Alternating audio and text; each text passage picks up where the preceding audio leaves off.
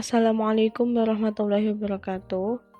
Di sini kami dari kelompok 2 yang akan mempresentasikan hasil diskusi dari kelompok kami, yaitu tentang perkembangan kognitif menurut Bloom. Yang beranggotakan 1. Risma Nur Isnaini 203131029. Yang kedua Rizky Anik Fitriyah 203131033. Yang ketiga Mudrikah Diaul Haq 203131045.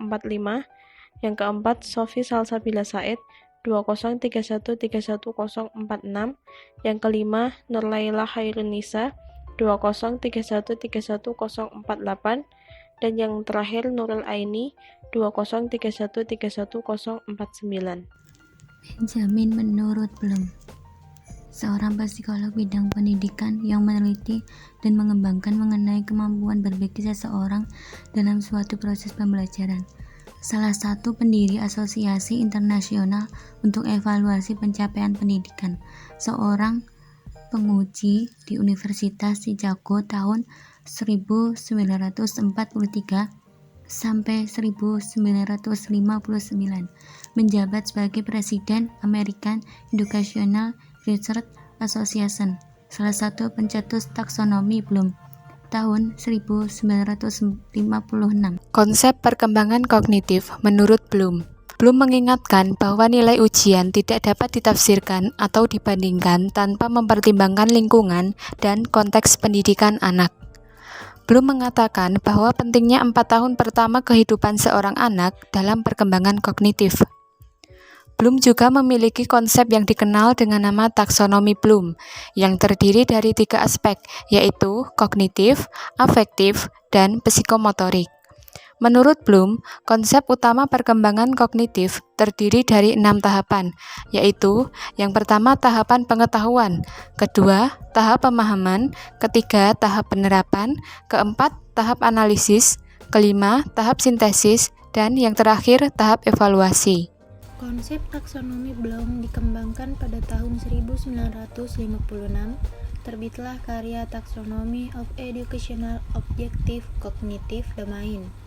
Dan pada tahun 1964 terbitlah karya Taxonomy of Educational Objective Affective Domain, dan karyanya yang berjudul Handbook on Formative and Summative Evolution of Student Learning pada tahun 1971, serta karyanya yang lain Developing Talent in Young People pada tahun 1985.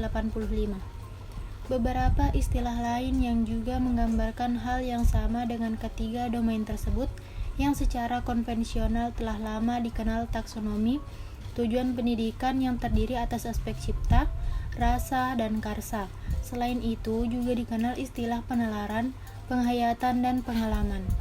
Taksonomi Bloom membagi atas 6 tujuan pembelajaran.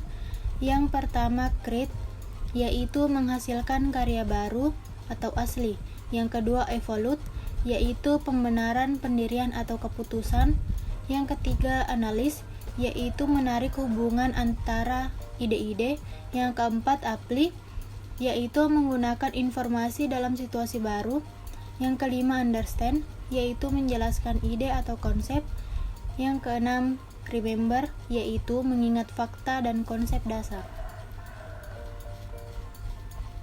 Yang ketiga, tahapan perkembangan kognitif menurut Bloom. Yang pertama, pengetahuan, menekankan pada kemampuan mengenali dan mengingat materi yang telah dipelajari. Yang kedua, pemahaman, mengacu pada kemampuan menjawab pertanyaan dengan kata-katanya sendiri dan dengan memberikan contoh baik prinsip maupun konsep, mencakup translasi, interpretasi, dan ekstrapolasi. Yang ketiga, penerapan, menerapkan materi yang dipelajari menggunakan aturan dan prinsip dari materi dalam kondisi baru atau nyata. Yang keempat, analisis, menguraikan informasi ke dalam beberapa bagian, menemukan asumsi, membedakan pendapat dan fakta, serta menemukan hubungan sebab akibat. Yang kelima, sintesis, kemampuan menyatukan konsep atau komponen sehingga dapat membentuk suatu struktur yang memiliki pola. Yang keenam, evaluasi, kemampuan untuk berpikir, memberikan penilaian, dan pertimbangan nilai-nilai materi untuk tujuan tertentu. 4. Menurut Bloom, bagaimana guru mengajar? 1. Guru mengklarifikasikan tujuan, proses, dan hasil belajar sesuai dengan pembagian ranah-ranah kecerdasan pada anak. 2. Guru memberikan evaluasi tujuan pembelajaran yang sudah dirumuskan dari pelajaran yang diampu baik aspek kognitif, afektif, dan psikomotor. 3. Guru membuat tujuan pembelajaran sehingga anak akan lebih fokus dalam belajar. 4. Guru akan mampu menjadi perancang kurikulum, tidak hanya sebagai pengguna dari rancangan orang lain yang dimungkinkan rancangan tersebut tidak sesuai dengan karakter anak. 5. Guru menentukan teknik dan instrumen penilaian dalam pembelajaran. 6. Guru memilih model pendekatan, strategi, metode, dan teknik serta taktik dalam proses pembelajaran.